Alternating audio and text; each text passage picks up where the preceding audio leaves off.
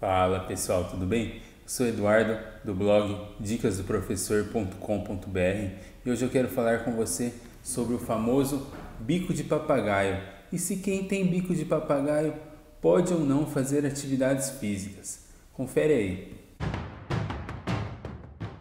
Quando falamos sobre o diagnóstico de bico de papagaio, muitas pessoas ficam com dúvida em relação ao que é permitido fazer e se haverá algum tipo de limitação quanto à prática de atividade física. Mas antes de iniciar algum tipo de atividade física, é importante entender a condição dolorosa de cada pessoa. Ter bico de papagaio não significa que você terá dores constantes. Muitas pessoas apresentam esse problema e nem sabem. Elas acabam descobrindo em exames de rotina ou até mesmo quando ela já está num estado mais avançado. Por ser uma doença silenciosa e não ter sintomas iniciais, o bico de papagaio pode causar repentinamente pinçamentos e dores nas articulações, influenciando os movimentos do dia a dia. Mas o que realmente é o bico de papagaio? Bico de papagaio é o crescimento anormal de uma pequena saliência óssea conhecida como osteofito, entre duas vértebras da coluna vertebral. O nome bico de papagaio é devido à forma desse osteofito, que também é bastante conhecido como esporão de galo. O bico de papagaio é um tipo de artrose que surge em decorrência do desgaste natural dos discos intervertebrais. Nossa coluna é formada por 33 vértebras e entre elas existe um disco flexível responsável por absorver os impactos na coluna. Quando esse disco se desgasta, o organismo produz esse pequeno osso entre as vértebras para proteger e estabilizar a coluna, formando o famoso bico de papagaio. E esse pequeno osso, em casos extremos, pode até gerar a perda dos movimentos nessa articulação. E quais os sintomas e causas do bico de papagaio?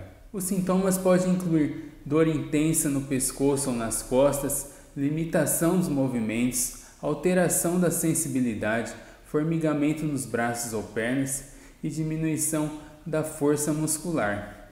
O bico de papagaio é considerado uma doença degenerativa e é mais comum em pessoas a partir dos 40 anos. Geralmente o bico de papagaio é causado por má postura, obesidade, envelhecimento, sedentarismo e estresse. Mas afinal, se eu tenho bico de papagaio, eu posso ou não fazer as atividades físicas? Como a gente viu, o sedentarismo, a má postura, a obesidade estão entre as principais causas do bico de papagaio. Sendo assim, a atividade física adequada e orientada por um profissional é extremamente benéfica para combater os sintomas e as causas dessa patologia. Ao contrário do que muitos acham, as pessoas com problemas que afetam as condições motoras devem praticar as atividades físicas regularmente e manter uma rotina de vida ativa. Mas como qualquer outro tipo de exercício físico, deve ser prescrito por um profissional para não agravar a lesão e prejudicar o tratamento. Sendo assim, se frequentada de maneira correta, as academias são grandes aliadas na recuperação e na melhora da qualidade de vida daqueles que possuem bico de papagaio. Após o diagnóstico e avaliação por um ortopedista, é fundamental que seja feita uma avaliação física para definir a rotina de exercícios. E, obviamente, o paciente precisa entender as suas limitações, respeitando e seguindo as orientações dos profissionais. Jamais inicie uma rotina de exercício por conta própria. Isso pode agravar a condição, ao invés de ajudar, pode prejudicar o tratamento. Qualquer exercício sem acompanhamento profissional pode levar a traumas irreversíveis na coluna e até mesmo contribuir para o aparecimento de novas lesões. Vale lembrar que a coluna deve ser tratada através de movimentos e atividades físicas, dosando a necessidade e a condição física de cada um, sempre respeitando os limites da dor de cada paciente.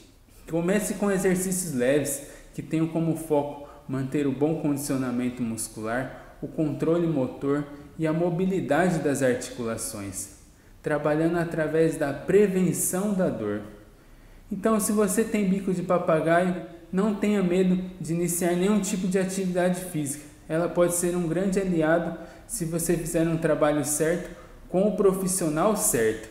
Vou deixar aqui na descrição o link de um texto que dá dicas de como diminuir as dores nas costas sem precisar de remédios. E se você gostou desse vídeo, compartilhe com seus amigos e deixe um comentário caso ainda tenha ficado com alguma dúvida. Muito obrigado e até o próximo vídeo.